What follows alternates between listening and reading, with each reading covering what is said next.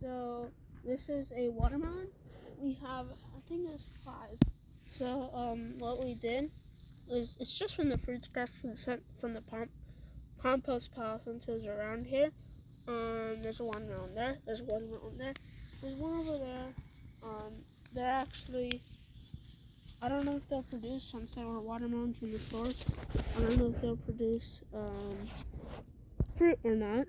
But there's also mystery plants, like one right here. And so this over here, there's all this green is clover. The reason we planted clover is it has lots of nutrients and it actually flowers. There's red and white clover, and the chickens do like that. That's why we called it the chicken paradise. There's dandelions over there. Dandelions. But the white clover, it actually grows. The white clover grows up, and then the red clover grows kind of out to the side and then up. So that's one thing to know. I know some people might have chickens. So we call this our chicken paradise. This has been planted for 2 months. About 2 months. And the reason why they're scattered everywhere is because we have a tiller over there, and we just tilled it, and it scattered everything, kind of spreading the nutrients out. So that's something. Let me pick up this pitchfork. But over here, these are our blueberries. This one is an Asian pear. We've had this one for about a month. Right, a month? Yeah. This is its flower. It was, actually, I think it was last night we had a frost. And it's actually not the greatest for the flowers. We actually propagated it. So the term propagating means to grow another plant out of a plant. So what we've done is we've actually trimmed it and then put it in water and salt, dirt and water, and then it'll start to grow and actually flower, and then that's how you get another tree. So if you look, you can tell if your fruit tree was propagated or not. This one was propagated. All of the fruit trees we have been propagated. So if you look, I know if your tree is propagated, it actually helps you plant it. There's a spider right there. Sure, the biggest block widow. So there's this thing when you propagate it called a graft point. That's where it was cut, and that's the point where it was put in the soil, and then the roots started growing down from under it.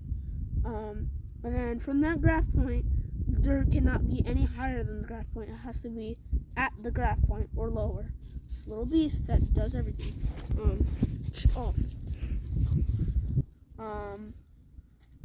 So it cannot be any higher because that will cause heart rot, which will cause the trunk to rot. But from the graft point up is from where it's grown. And then, so this one, we've had it for about a month. This blueberry right here is called a tip blue blueberry. It's known for how blue it is and the size. So this one we've had for about a month. This one actually has really weird looking flowers. They don't actually open up. That's something I thought was pretty cool. They don't open up at all. They stay cone shaped forever. And then the blueberries will grow. They get about that big. Yeah, so it's a pretty Like a dime size? Yeah, a dime size. No, these get up to a nickel maybe? These over here are small, like a penny size, but they are known for the sweetness. That one we planted about a month ago. This one is called an Elliott blueberry. This one we had for about 8 months. It's flower. Look, if you look over here, this one, it's not really cone shaped. It's more like, it still doesn't open up, but it's very round versus the other one is more oval. This one, as you can see, is dandelions invading it, but they're actually really good for the chickens, so we don't mind it. And I'll show you something later where we store the chickens. This over here, these are our sunflowers. As you can see, I'll show them this one. there's been some downsides to this. Some of the sunflowers, actually like this one, good example, have holes. They've been eaten by slugs. And that's something we have around here. We just throw them over the fence so they don't eat our crops. These are Russian mammoths. They'll get to be 12 to 14 feet tall. They have a head that's about 2 feet wide. So a foot, let's say this was the center, a foot that way and a foot that way.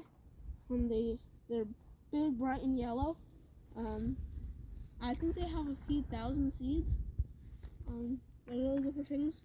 This one right here, we planted about 8 months ago with the blueberry.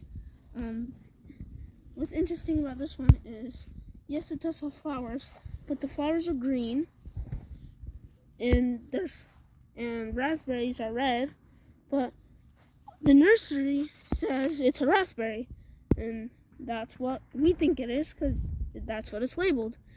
And it has thorns, so we know it's a berry. But when we have these plant apps where it tells you what kind of plant it is just based on the leaf. That plant app, it says it's a sawtooth blackberry. We don't know, but yeah, we'll see once it fruits.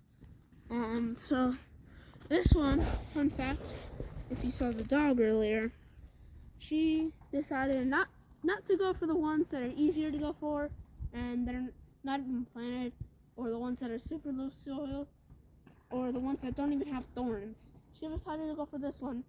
Go plop in the middle and dig it up, eat the roots, and drag it around the entire yard. That's the culprit. But yeah, it's actually growing much better. So behind you, right here, is a Belle of Georgia peach. This one has pink flowers. This one we've had for about a month. This one we planted with the Asian pear. It's actually doing very well. It's the most active, or probably the most active producing so far. That's the Belle of Georgia peach. Well, it has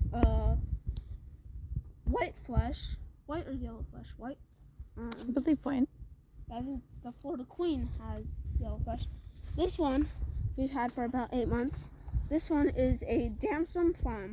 This one is good for